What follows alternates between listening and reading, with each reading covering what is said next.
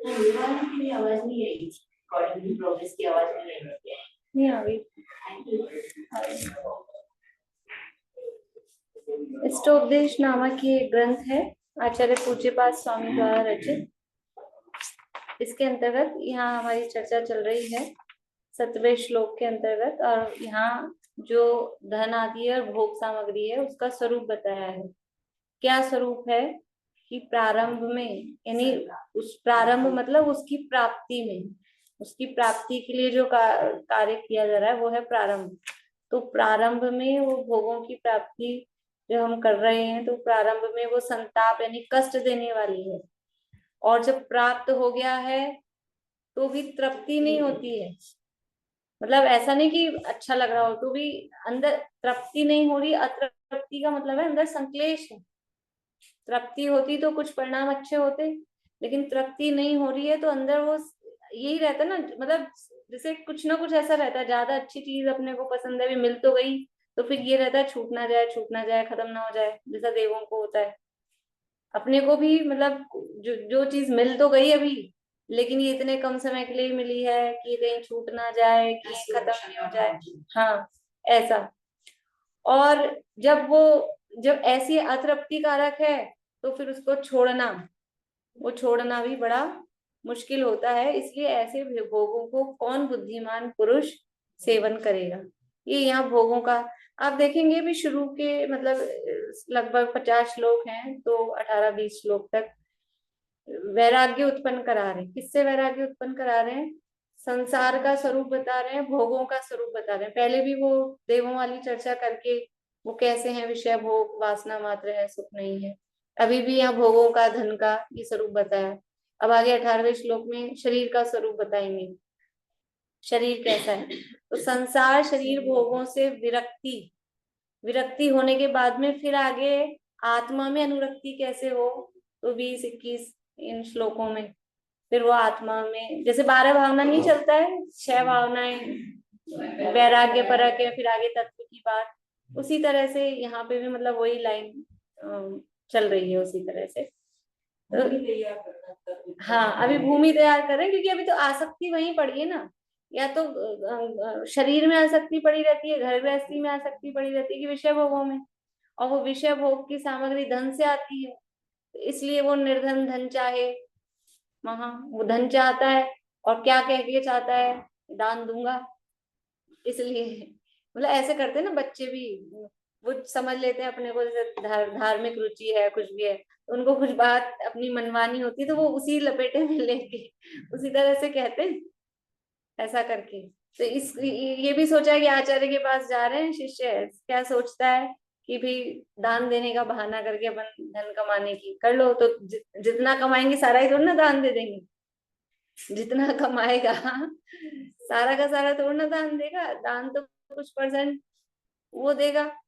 तो जब दान देने के लिए धन कमाना मना कर दिया, तो कहता है कि नहीं, भोग के लिए तो चाहिए, हमारी भोगो भोग की सामग्री तो धन से ही आती है, इसी से हमको मिलती है, इसलिए इसके लिए तो हमको धन कमाना ही चाहिए। तो उसके लिए यहाँ ये स्वरूप बताया कि जिस भोगो भोग की सामग्री के लिए तू धन कमाने की बात कह रहा है, वो धन, वो सामग्री कैसी है, वो यहाँ बात बताया। श्लोक और पद्यानुवाद पढ़ लेते हैं एक बार अपन।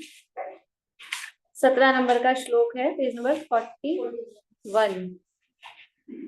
आरंभे तापकान् प्राप्तावतृप्ति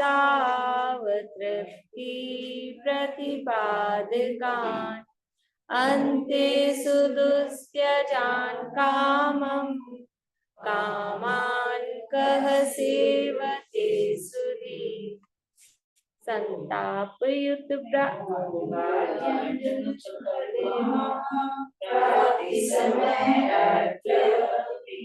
भोग त्याग के समय कष्ट सुधि छोड़े आस।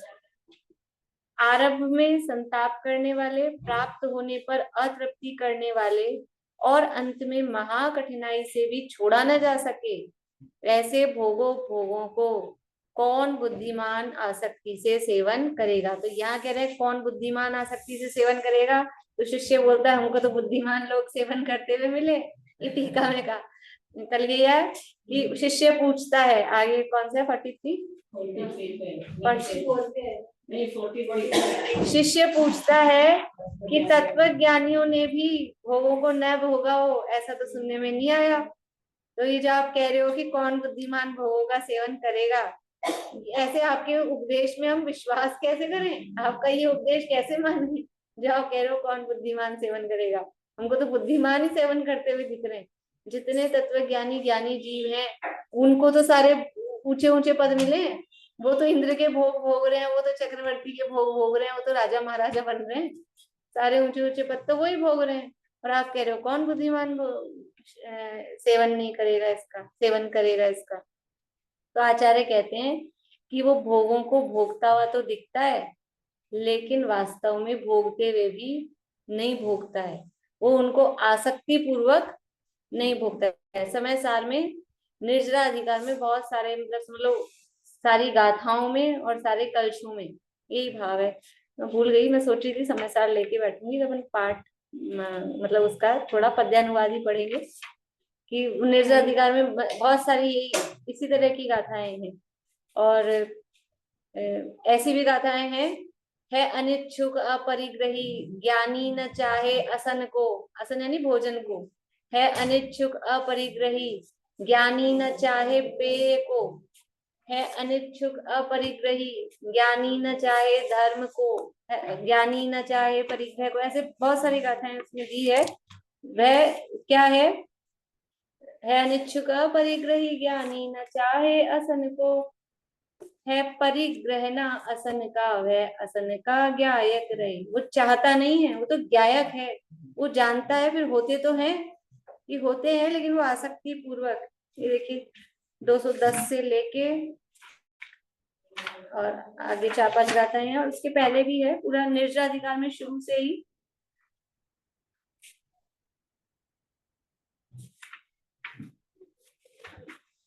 देखो गाथा है 197 197 नंबर की। जो मैं पद्यानुवादी पढ़ती हूँ केवल। जो प्रकरणगत चेष्टा करे पर प्राकरणिक नहीं बने, त्यों ज्ञानी जन सेवन करें पर विषय सेवक नहीं बने। ज्ञानी जन सेवन तो करते हुए दिख रहे हैं लेकिन वो विषयों के सेवक नहीं है। जैसे कि कोई पुरुष किसी क्रिया में प्रवर्तमान हो रहा है, किसी प्रकरण संबंधी चेष्टा कर मतलब वो कर रहा है, लेकिन वो जैसे समझ लो किसी के घर में शादी ब्याह है, अपने घर में है, तो अपने मित्र जन आके काम कराते हैं तो वो पूरे उसमें इन्वॉल्व हो रहे हैं काम करने में, लेकिन फिर भी वो उसका भार उनके सिर पे नहीं है। जैसे मुनीम का उदाहरण समझ लो, वो सारा काम करता है लेकिन सिर पे भार नहीं है। ऐसे ही ज्ञानी विषय भोग भोगते हुए दिखते हैं लेकिन वो विषय भोगों में आसक्त नहीं, प्राकरणिक नहीं बने, मतलब वो उसका स्वामित्व खुद नहीं लेते, उसका भोगने वाला नहीं बनते। ज्ञानी क्या विचार करता है?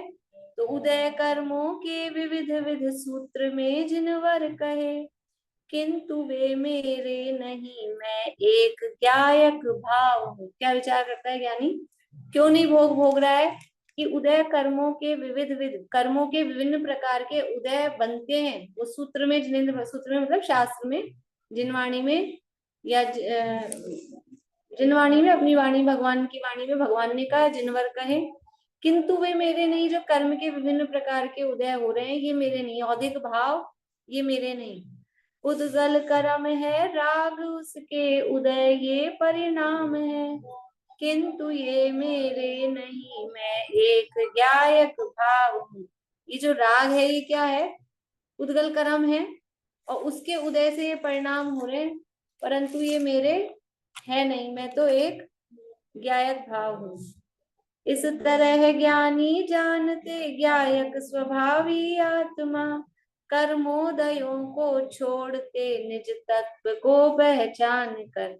इस तरह से ज्ञानी अपने आत्मा को जानते हैं और ये कर्म के उदय जो आ रहे हैं ना, ये जो भोग भोग की परिस्थितियां बन रही है, ये कर्म का उदय है। वो चक्रवर्ती क्या कहते हैं, भरत जी, अभागा भरत लिखी दादा ने, क्या कहते हैं कि ये मेरे को भाग्यवान मत कहो, इतना 6 खंड का वैभव और ये सब मिल गया और दिग्विजय करके आए हैं। ये तो ये मतलब मजबूरी है। अब ये कर्म के उदयवश आ पड़ गया है जबरदस्ती का, तो उसको भोगना पड़ रहा है, लेकिन ज्ञानी वास्तव में उसको भोगते नहीं है। देखो एक दो और बताती हूँ। ये तो मैंने बताई थी परिग्रह वाली। तो उदयगत जो भोग हैं, 215 नंबर की गाथा है। उदयगत जो भोग हैं उनमें वियोगी बुद्धि है, और अनागत भोग की सदज्ञानी के कांक्षा नहीं। जो निशंकित आदि 8 अंगों का स्वरूप आ रहा है ना निर्जाधिकार में, तो इन निकांक्षित अंग की है कि उदयगत जो भोग हैं, भोग तो कर्म के उदय जन्य मिलेंगे, पुण्य का उदय रहेगा। अब पुण्य का ही उदय अधिकांशतः बचता है ज्ञानियों के, तो उसके फल में भोग तो मिलेंगे।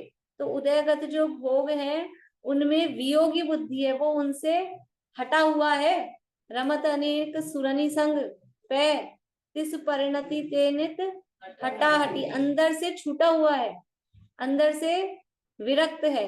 ऐसे बोलते हैं ना, जगह छोड़ दी किसी चीज के लिए, बोलते हैं ना उसने, ये जैसे चूना वगैरह भी होता है ना, चूने के मकान बनते थे पहले, तो वो जगह छोड़ देते थे, तो अचानक से वो पता लगा छती नीचे आके गिर गई।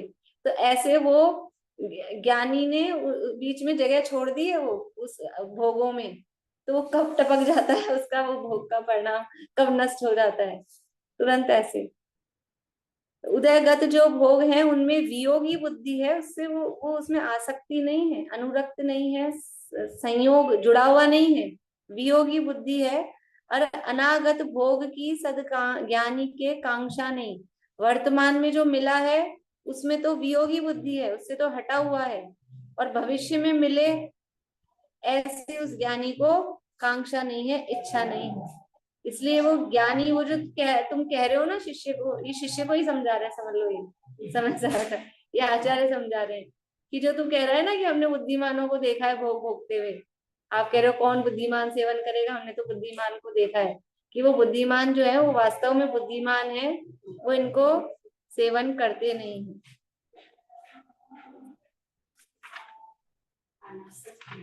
अनासक्त रहते हैं। देखो और है, पंकगत ज्यों कनक निर्मल, कर्मगत त्यों ज्ञानी जन, राग विरहित कर्म रज से लिप्त होते हैं नहीं। पंकगत ज्यों लोह त्यों ही कर्मगत अज्ञानी जन, रक्त हो पर द्रव्य में अर कर्म रज से लिप्त हो। कीचड़ में जैसे सोना है, सोना कीचड़ में है तो क्या होता है, उसको कंचन को काट लागती नहीं, उसमें जंग नहीं लगती, हजारों वर्षों तक पड़ा रहे कीचड़ में, पानी में, गीले में, लेकिन सोने में जंग नहीं लगती। वैसे ही ज्ञानी इन भोगों के बीच में, कर्म के उदय जन्य जो परिस्थितियां बन रही हैं उसके बीच में ज्ञानी रहता है, लेकिन जैसे वो सोना निर्मल रहता है वैसे ही ज्ञानी भी उसमें लिप्त नहीं होते, उसमें जुड़ते नहीं है, उससे अलिप्त रहते हैं। अब दूसरा उदाहरण क्या दे रहे हैं, पंकगत जो लोह, अगर लोहा पानी में पड़ा रहे तो, अरे पानी में छोड़ो, ठंडी हवा ही लगती है ना, तो क्या होता है, तो जंग लग जाती है। चांदी, सोने का ही उदाहरण देते हैं, चांदी के भी ठंडी हवा, नमी वाली हवा लग जाए बाहर खुले में जो पड़े रहे बर्तन, तो क्या होता है, काले होने लग जाते हैं। काम में मतलब आप भले ही बड़े बड़े काले हो गए,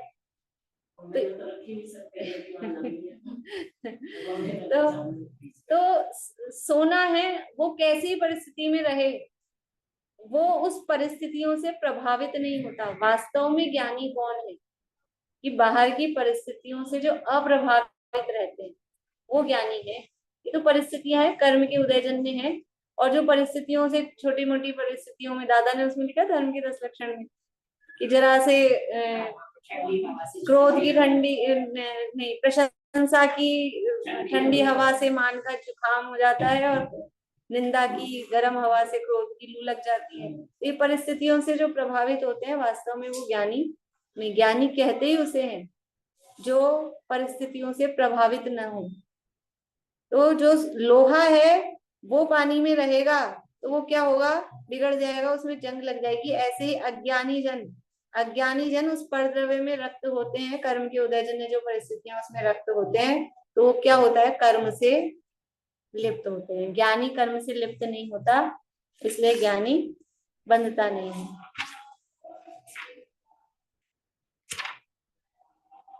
और है, कलश भी है, मतलब ये यही प्रकरण है, समझ लो इसमें ऐसा। देखिए, तो शिष्य का जो प्रश्न था, तो आचार्य कहते हैं कि ज्ञानी कामम अर्थात अतिशय रूप से आसक्ति पूर्वक रुचि पूर्वक उनका सेवन नहीं करता। यहाँ तात्पर्य यह है कि चारित्र मोह के उदय से भोगों को छोड़ने में असमर्थ होने पर भी तत्वज्ञानी भोगों को हेय रूप समझकर, अर्थात वे छोड़ने योग्य हैं ऐसा समझकर सेवन करता है। जिसका मोह का उदय मंद पड़ गया है, ऐसा वह ज्ञानी ज्ञान और वैराग्य की भावना से इंद्रिय समूह को वश करके, इंद्रियों की ओर के झुकाव को संयमित करके एकाएक शीघ्र आत्म कार्य के लिए उत्साहित होता है। ये अपन ने कल पढ़ लिया था कि ज्ञानी है। और भी कलश भी है, ज्ञान और वैराग्य शक्ति वाला कलश भी है समय सार में।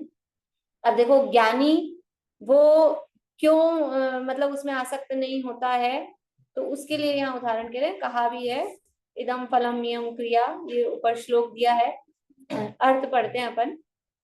यह फल है, यह क्रिया है, यह कारण है, यह क्रम है, यह व्यय यानी हानि खर्च है, यह आनुषंगिक, आनुषंगिक का मतलब होता है जो भोगों को अनुसरता लिखा है, मतलब जो जो चल रहा है उसके हिसाब से आनुषंगिक, फॉलो, हाँ, फॉलो करने वाला। आनुषंगिक यानी भोगों को अनुसरता फल है, यह मेरी दशा है, यह मित्र है, यह शत्रु है, यह देश है, यह काल है। इन सब बातों पर पूरा ख्याल रखकर बुद्धिमान पुरुष प्रयत्न करता है, परंतु अन्य यानी कोई मूर्ख वैसा नहीं करता। क्या कह रहे हैं कि वो ज्ञानी है, वो ज्ञानी क्यों नहीं उनमें आसक्त होता है, क्योंकि वो ज्ञानी है ना, क्योंकि वो बुद्धिमान है। तो वो बुद्धिमान है तो वो क्या करने के लिए उत्साहित रहता है, और वो बुद्धि का प्रयोग किस में करता है, तो उसके लिए बता रहे हैं, वो ये विचार करता है, ये जो भी काम हम कर रहे हैं, ये इसका फल है, ये क्रिया है, ये इसका कारण है, इस काम का ये क्रम होगा, ये सारी बातें बता रहे हैं। ये जो कह रहे हैं ना, यह फल है, मतलब जो भी काम करेंगे उसका ये फल है, ये रिजल्ट है, यह क्रिया है, इसकी ये जो काम किया जा रहा है वो क्रिया है, ये कारण है, कोई ना कोई कारण किसी भी चीज का, यह क्रम है, ये इसका प्रोसेस है, यह व्यय है, इसमें ये नुकसान है, यह आनुषंगिक फल है, यानी ये हम एक तो मेन फल होता है और एक साइड इफेक्ट्स इसको कहते हैं, या बाय प्रोडक्ट कहो, तो वो आनुषंगिक फल है। यह मेरी दशा है, यह मित्र है, यह शत्रु है, यह देश है, यह काल है। इन सब बातों पर पूरा ख्याल रखकर फिर बुद्धिमान पुरुष प्रयत्न करता है। मतलब क्या बता रहे हैं कि जो ज्ञानी भोगों को भोग रहा है, तो भोगों को भोग रहा है तो वो आसक्त क्यों नहीं हो रहा है उसमें, क्योंकि वो ये सारी चीजें पहले विचार करता है कि ये जो मैं भोग भोग रहा हूँ, इसका फल क्या आने वाला है, इसका कारण क्या है, और इसका और साइड इफेक्ट्स क्या होंगे, और इसका मेरे पे क्या असर पड़ेगा, और दुनिया में कौन मेरा मित्र है, कौन मेरा शत्रु है, ये सब बातों पर, भोगों के संबंध में भी, ये भोगों को हम अपना अच्छा समझ रहे हैं तो ये मेरे लिए लाभदायक है या नहीं है, इन सब बातों पर वो ख्याल रखकर फिर वो प्रयत्न करता है कि अभी भोग को भोगना कि नहीं भोगना है, कैसे भोगना। अभी समझ लो भोग सामग्री तो मिल गई, समझ लो जिनको खाने पीने का शौक हो और जीवन में भोजन हो, तो अब मिल गई, आप बादाम की कतरी है कि बहुत बादाम का हलवा है, ऐसी हैवी चीज, तो आराम से खाओ, आज तो यही खाओ, रोटी खाओ ही मत। तो जो बुद्धिमान होगा वो तो विचार करेगा कितना खाना, कैसे खाना, अपने को क्या अनुकूल रहेगा, मिला है भले ही फ्री में, लेकिन ऐसा तो नहीं है ना कि वही वही खा लिया जाए, ऐसा तो नहीं होगा। कोई भी चीज है, तो ऐसा बुद्धिमान पुरुष भोगों को भोगता हुआ वो ज्ञानी वो विचार करता है, इसलिए वो आसक्त नहीं होता है कि चलो मिल गए हैं भोग तो बस उसी में डूबे रहो, फिर इसका फल क्या आएगा इन भोगों को। जैसा राजा सत्येंद्र ने विचार नहीं किया ना, पहले विचार नहीं किया तो उसका फल ये आया, लेकिन फिर बाद में चेत गए, बाद में अंत अंत में चेत गए, पहले तो विचार किया नहीं, तो वो राज्य से हाथ धोना पड़ा, समझ लो पत्नी बच्चे से भी, जीवन से भी हाथ धोना पड़ा, लेकिन फिर भी अंत समय में चेते तो सावधान हो गए, तो गति दुर्गति नहीं हुई, नहीं तो भोगों में ही मर जाते तो दुर्गति ही होने वाली थी। तो ऐसे उस समय वो, क्योंकि वो क्या कहें, ज्ञानी नहीं थे, अज्ञान दशा में वो भोगों में लीन थे, आते ही हैं वो तो। पर अब उपदेश में दूसरे को तो यही मतलब फल तो यही दिखाया जाएगा ना वर्तमान योग में, कि देखो भोगों का फल क्या है, भोगों में लीन रहे तो नुकसान तो हुआ ही ना, बाद में अंत में चेत गए, लेकिन हानि तो उठाई ही। तो ये सब बातों का पूरा ख्याल रखकर बुद्धिमान पुरुष प्रयत्न करता है, परंतु अन्य कोई यानी मूर्ख जो है वो कुछ विचार नहीं करता। मूर्ख को तो मिल गए भोग तो बस भोगो, अपने को तो मिल गए ना तो भोगो, ऐसा वो आसक्त हो जाता है, वो डूब जाता है। लेकिन जो बुद्धिमान है वो आसक्त नहीं होता, सावधान रहकर भोगता है। भोग मिले भी हैं तो सावधान रहकर भोगता है, मदहोश नहीं हो जाता है भोग भोग में। ये बात यहाँ कह रहे हैं आचार्य। फिर से कहते हैं यदर्थ में तत्, अच्छा आगे वाला जो आगे आगे दिया है वो यदर्थ में था, वो बाद में कहेंगे, भावार्थ है पहले।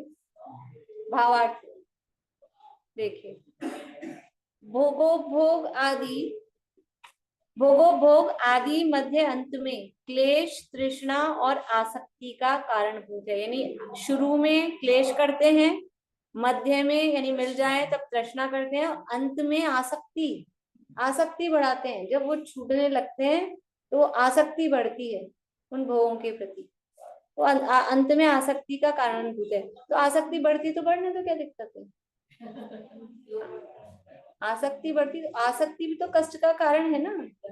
हाँ, क्योंकि वो तो छूटेंगे, उनका तो नियम है, वो तो ऐसा तो है नहीं कि हमेशा बने रहेंगे, वो तो छूटेंगे ही छूटेंगे। अरे यहाँ आसक्ति बढ़ रही है, तो आसक्ति बढ़ रही है तो फिर संक्लेश होगा ही। जैसे दुनिया में कहते हैं ना, परदेसियों से न प्रीति लगाना।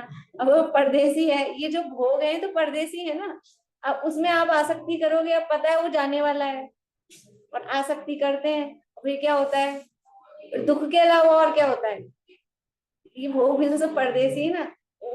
ये लोग भी समझदार तो होते हैं गाना बनाने वाले लेकिन वो तो राग में बनाते हैं, वास्तव में भाव गहरे होते हैं उसमें, वो समझ ले तो कहना ही क्या है। हाँ, पर वो भाव तो उसमें वही है। ये जितने भी भोग हैं ये सब परदेसी तो हैं, संयोग जितने भी हैं सब परदेसी हैं, इनका वियोग नियम से होने वाला है। और उसमें आसक्ति बढ़ती है, आसक्ति बढ़ती है तो नियम से संक्लेश बढ़ता ही है। राग है वो दुख का ही कारण है, कैसा भी हो, कैसा भी राग हो। राग है वो रोग है, वो आग है। ये राग आग दहे सदा, जलाएगी जलाएगी। दादा ने लिखा है राग है, राग आग है, और फिर ये आग फैलेगी जहाँ सब कुछ भस्म हो जाएगा। अभी नए रचनाओं में किसी में है ऐसी ही बिल्कुल राग के लिए लिखा है, किसी में तत्व चिंतन में, किसी में है राग फैलेगा जहाँ सब कुछ भस्म हो जाएगा, ऐसा करके वो आग है, ऐसा लिखा है। तो भोग उपभोग आदि मध्य अंत में क्लेश तृष्णा और आसक्ति का कारणभूत है। भोग्य वस्तुओं को प्राप्त करने में कृषि नौकरी इत्यादि कारणों से आरंभ में शरीर इंद्रियों और मन संबंधी क्लेश होता है। शारीरिक कष्ट होता है, इंद्रियां थक जाती हैं, मानसिक कष्ट भी होता है, परेशान भी होते हैं, अत्यंत कष्ट पड़ता है। जब मुश्किल से भोग्य वस्तुएं प्राप्त होती हैं तब उनको भोगने पर भी तृप्ति नहीं होती, पुनः पुनः उन्हें भोगने की इच्छा होती है। तृप्ति नहीं होती मतलब बार बार पुनः पुनः उन्हें भोगने की इच्छा होती है, और उससे चित्त व्याकुल रहता है। ये चित्र छपा है शायद उसमें, वो चित्त ही छपा है, चित्र छपा है ना, उसको चित्त कर दीजिए। उससे चित्त व्याकुल रहता है, अतृप्तिवश उनको यानी भोगों को छोड़ने का भाव नहीं होता। मतलब तृप्त नहीं हो रहे लेकिन फिर भी छोड़ने की इच्छा भी नहीं हो रही। ऐसा नहीं लग रहा है कि हाँ और भोगूं, एक बार भोगा तो और भोगूं, ये लगता ही है। बिल्कुल वो आइसक्रीम चटा दो एक बार बच्चे को तो फिर जैसे बड़ों के लिए नमकीन और मूंगफली, बच्चों के लिए टॉफी चॉकलेट आइसक्रीम, ऐसा है ना। मूंगफली मुंह लगी पूरी, एक से बाहर नहीं पड़ती है जब तक फिर मन भर के नहीं हो जाए। ऐसा जैसे अग्नि में कितना ही काष्ठ यानी तृण डालो तो भी वह तृप्त नहीं होती, और समुद्र सैकड़ों नदियों के पानी से भी तृप्त नहीं होता, इसी तरह मनुष्य की तृष्णा अनेक भोगों से भी कभी तृप्त नहीं अपितु बढ़ती जाती है।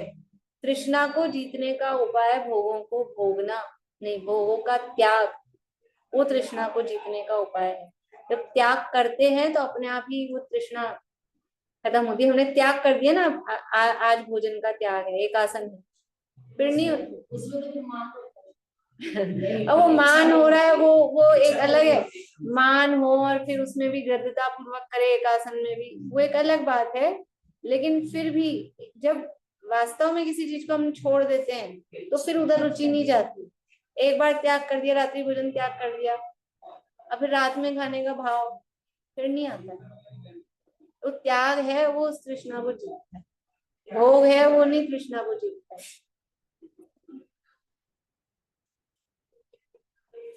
क्लेश जनक यानी क्लेश उत्पन्न करने वाले, अतृप्तिकारक अतृप्ति करने वाले, और आसक्ति के कारण छोड़ना मुश्किल ऐसे भोगों का कौन बुद्धिमान पुरुष सेवन करेगा। यानी भोग कैसे हैं? क्लेशजनक हैं, अतृप्तिकारक हैं, और आसक्ति के कारण उनको छोड़ना मुश्किल है, ऐसे ये भोग हैं। तो ऐसे भोगों को कौन बुद्धिमान पुरुष सेवन करेगा, अर्थात कोई बुद्धिमान पुरुष सेवन नहीं करेगा। यहाँ शिष्य का प्रश्न है कि यदि भोगों के भोगने के भाव से अहित हो और वे सेवन करने योग्य नहीं है, ऐसा यदि तुम्हारा उपदेश हो तो भरत जैसे ज्ञानी पुरुषों ने भी भोग भोगते सुनने में आया है, अतः यह बात आपके उपदेश के साथ असंगत ठहरती है, उसका कैसे मेल बैठेगा। पूरी वही वाली बातें रिपीट हैं भावार्थ में।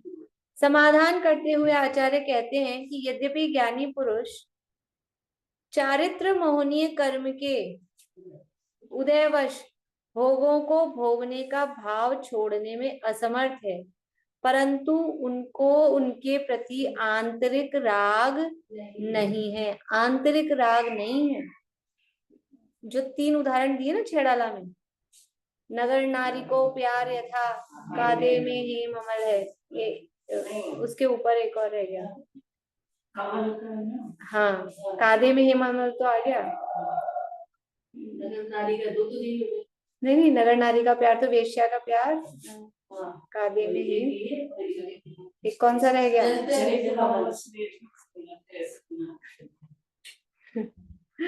किसी को भी नहीं याद आ रहा।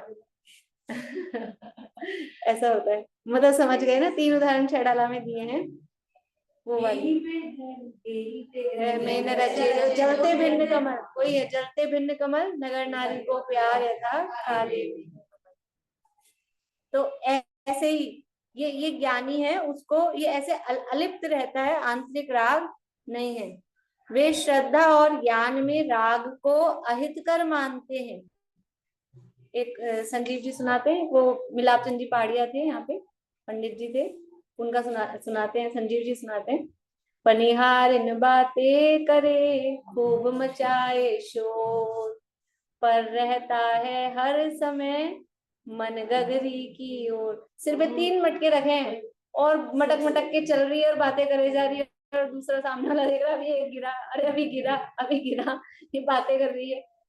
कि वो भले ही बातें करती हुई दिख रही है, लेकिन उसका ध्यान कहाँ है? हर समय पर रहता है, हर समय मन गगरी, गिर नहीं जाए जरा सा भी, गिरता भी नहीं है बिल्कुल। वहां हम भी अपने काम में एक्सपर्ट होते ना, बच्चे देखते हैं आप ये भी कर रहे हो, ये भी कर रहे हो, आप ये भी करे जा रहे हो, और आपका बिगड़ भी नहीं रहा कुछ भी, एक्सपर्ट हो जाते ना, ध्यान रहता है। और जो एक्सपर्ट नहीं होते, नई नई सीख रहे हैं, तो वो तो रोटी बेले तो सेक नहीं पाए सेके तो बेल नहीं पाए, ऐसे होता है। एक ही काम कर पाते हैं या आप दोनों काम एक साथ, दोनों काम 2 तवे लगा के एक साथ काम कर लेते हैं। सारे काम चलते हैं। तो उपयोग अच्छा, तो जो ज्ञानी है वो उपयोग कहाँ है? उपयोग हर समय अपने आत्मा की तरफ है। वो विषय भोग को भोगते हुए भी नहीं भोगता है। ये इसमें आगे आएगा, वो भोगते भी नहीं भोगते, आगे श्लोक आने वाला है। हाँ हाँ हाँ, दोनों एक साथ अपोजिट वाले आएंगे। हाँ, तो वो ये मतलब वो जैसे जैसे आत्मा के प्रति रुचि होती है, वैसे वैसे विषयों में अरुचि होती है। जैसे जैसे विषयों में अरुचि होती है, वैसे वैसे आत्मा में रुचि बढ़ती है। विषयों में अरुचि होगी ही तब जब आत्मा में रुचि होगी। हाँ, तू रुचताम जगतनी रुचि आल से सो, तू रीझताम सकल ज्ञायक देव रीच। समझ स्थिति में बिल्कुल। अगर अगर भोगों आत्मा की रुचि हुई है तो भोगों में अरुचि होगी। क्यों होगी? क्योंकि रुचि है ना, रुचि वो एक ही है। जो श्रद्धा है ना, वो श्रद्धा एक ही है, एक ही तरफ लगती है। उसमें दो वायर है ही नहीं, दो एक ही है हमारे पास में। दो लगेंगे कहाँ से? अगर इसमें लगाया ये तो और किसी में नहीं लग सकता है। तो यदि भोगों में लगा है तो आत्मा में नहीं लग सकता है, और आत्मा में लगा है तो भोग भोगते हुए दिख रहा है लेकिन भोगों में लगा नहीं। पर ये भी किसको समझ में आती है? ज्ञान दृष्टि से ही समझ में आती है, अज्ञानी को नहीं दिखता है। अज्ञानी को तो बाहर से ही दिखता है। ये पूरा करके फिर लेते हैं रेणु जी आपका, ये बस पढ़ लेते हैं पूरा। वे श्रद्धा और ज्ञान में राग को अहितकर मानते हैं। इस कारण जिस प्रकार अज्ञानी भोगों को हितकर समझकर उनको एकता बुद्धि से भोगता है, उस प्रकार भोगने का भाव ज्ञानी को नहीं है। उसको परद्रव्य के स्वामी पने का और कर्ता पने का अभिप्राय नहीं है। यदि परिग्रह मेरा बने तो मैं यदि परिग्रह मेरा बने तो मैं अजीव बनूं, अरे पर मैं तो ज्ञायक भाव हूँ इसलिए पर मेरे नहीं। वो उसमें परद्रव्य का स्वामी, यदि वे परिग्रह मेरा हो जाए, मैं धन का स्वामी, तो भैंस का पति, मैं इतने करोड़ का पति, तो भैंस का पति क्या होता है? पाड़ा होता है भैंसा। भैंसा होगा भैंस का पति। तो तू धन का पति बनेगा तो तुझे जड़ बनना पड़ेगा, धन तो जड़ है। इसलिए मैं तो ज्ञायक भाव हूँ, इसलिए वो उसका स्वामी, उसको स्वामित्व नहीं बरता। उसको परद्रव्य के स्वामी बने का और कर्ता बने का अभिप्राय नहीं है। राग रूप परिणमन है, वह चारित्र की कमजोरी है, उसका वह ज्ञाता है, कर्ता नहीं। राग रूप जो परिणमन हो रहा है ना, भोग भोग रहा है तो बिना राग के नहीं भोग रहा है। कोई ऐसा नहीं कह सकते कि उसको बिल्कुल भी राग नहीं है। चारित्र मोह का राग तो है, लेकिन वो राग का ज्ञाता है, वो उस राग का कर्ता नहीं, वो उसका स्वामी नहीं बनता। जो रोटी बिगड़ जाती है, ये तो जल गई, ये तो जल गई, और ये देखो मैंने कैसी गोल गोल फूली फूली अच्छी बनाई। अब रोटी के लिए तो अब कौन करता है, वो तो बचपने की बातें हो गई।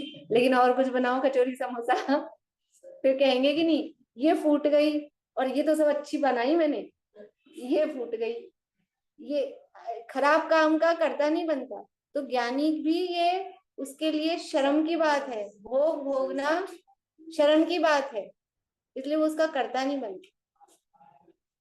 उसका वह ज्ञाता है, इसलिए उसके अज्ञान रूप कर्तापना और भोक्तापना नहीं है। अज्ञान रूप कर्ता तो है, भोक्ता तो है, लेकिन अपने ज्ञान भाव का, अपने ज्ञान भाव का। उसमें है ना द्रव्य संग्रह में भोक्तृत्व अधिकार वाली गाथा। व्यवहार है सुख दुखम पुग्गल कम फलम पभुंजेति आदा निश्चय दो चेदन भावम खुआदस्य। वो अपने चैतन्य भावों का ही भोगता और करता है। इस अपेक्षा से ज्ञानी भोगों का सेवन करते हुए भी सेवन नहीं करता, क्योंकि भोगने की क्रिया के समय भी उसका ज्ञान रूप परिणमन नहीं छूटता। देखो ज्ञान रूप परिणमन, अभी दिन में भी जो बात चल रही थी ना, वो आशांति का प्रश्न था कि ज्ञान रूप परिणमन तो सबका। हम क्या कर रहे हैं, अज्ञानी क्या कर रहा है, ज्ञान ही कर रहा है। ज्ञानात अन्यत करोति किम, ज्ञान के अलावा कर क्या सकता है। हाथ पांव आंख नाक कान सब ज्ञान ही है, उसके अलावा कुछ नहीं है। लेकिन अज्ञानी ज्ञान का कर्तृत्व स्वीकार नहीं करता है, वो अपने को ज्ञाता नहीं समझता है, वो अपने आप को परद्रव्य का कर्ता मानता है, इसलिए वो कर्ता होता है। और ज्ञानी केवल अपने आप को ज्ञान रूप देखता है, तो वो परद्रव्य का कर्ता और भोक्ता नहीं बनता, वो उसका ज्ञाता ही रहता है। तो दोनों ही ज्ञाता, लेकिन खुद क्या मान रहे हैं, खुद अपने आप को कर्ता मानता है, तो जो मानेगा वो बनेगा, जो मानेगा वो बनेगा और वो बंधेगा। इस अपेक्षा से ज्ञानी भोगों का सेवन करते हुए भी सेवन नहीं करता, क्योंकि भोगने की क्रिया के समय भी उसका ज्ञान रूप परिणमन नहीं छूटता। अस्थिरता के कारण दिखने वाले राग का उसको अभिप्राय में निषेध है। इस प्रकार से ये ज्ञानी की क्या दशा है, मतलब बात तो बता रहे हैं, भोगों का स्वरूप बता रहे थे, लेकिन भोगों के स्वरूप के साथ में कह सेवते सुधी, ये जो दिया ना, तो ज्ञानी की परिणति बताई साथ में, कि भोगों का ये स्वरूप है और ज्ञानी की क्या दशा है। ज्ञानी की दशा बताई तो हमको क्यों बताई, कि यदि हम ज्ञानी बनना चाहते हैं तो क्या करें, कि उनको फॉलो करो, जो जिस जैसा बनना चाहता है वो उसकी नकल करता है। नकल करता है मतलब वो उसके अनुसरण करता है। तो हम ज्ञानी बनना चाहते हैं तो क्या करें, कि कर्ता मत बनो, भोगों का पर पदार्थों का कर्ता और भोक्ता नहीं, ज्ञाता रहो। हे सिमंदर भगवान शरण ली तेरी, बस ज्ञाता दृष्टा रहे परिणति में, ज्ञाता हो ज्ञाता ही रहो। और भी सारे ऐसे ही हैं बड़े पंडित साहब के, अहो यशोधर मुनि सी समता, मम परिणति में प्रगटावे, ज्ञाता दृष्टा रह जाऊं बस, राग द्वेष विनश जावे। ज्ञाता दृष्टा ही रह जाऊं, तो तब वास्तव में ये जीवन की सार्थकता है, स्वरूप ही यही है। हूं तो ज्ञाता दृष्टा ही, और उसकी स्वीकृति यदि आ जाए तो वास्तव में ये सफलता है जीवन की। बोलिए रेणु जी, आप क्या कह रही नहीं, मैं तो वो छह डाला का वो मुझे याद आ गया था, मैं सोची बोल देती हूँ। हैं, वो आ गया था यहीं पे भी हमको भी। दोष, चल, वो शुरू में ना, वो शुरू की लाइन है, दोष रहित गुण सहित सही, सुधीजे। सम्यक दर्शन जी। ठीक, चलिए चलिए। हाँ, दोष रहित से शुरू होता है ना, पहली लाइन 4 लाइन वाला है ना, तो दोष रहित गुण सहित सुधीजे, सम्यक दरस सजे है, चरित मोह वश लेश न संयम पैसे पर्वतों के ही पे नयन में न रचे, जो जलते बिन कमल है, नर नारी को प्यार था कातिल। चलिए,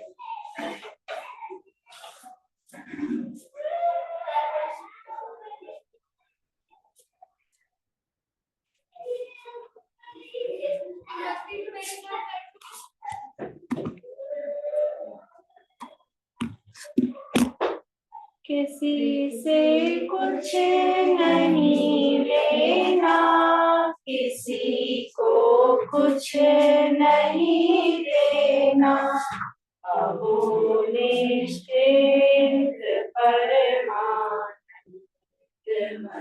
जीवन हमारा है, ज्ञानमय लोक है मेरा, ज्ञान ही रूप है मेरा, परम निर्दोष समतामय ज्ञान जीवन हमारा है, अहो चैतन्य आनंदमय सहज जीवन हमारा है, अनादि अनंत पर निरपेक्ष ध्रुव जीवन हमारा।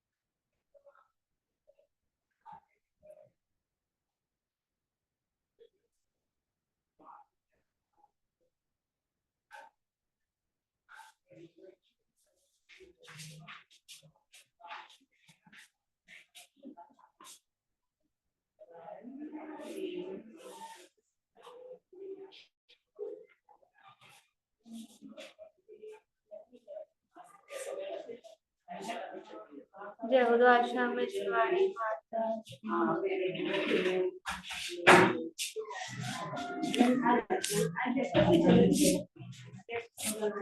लैपटॉप में पता नहीं वो आईडी नहीं आ रही थी, सब क्या हुआ था।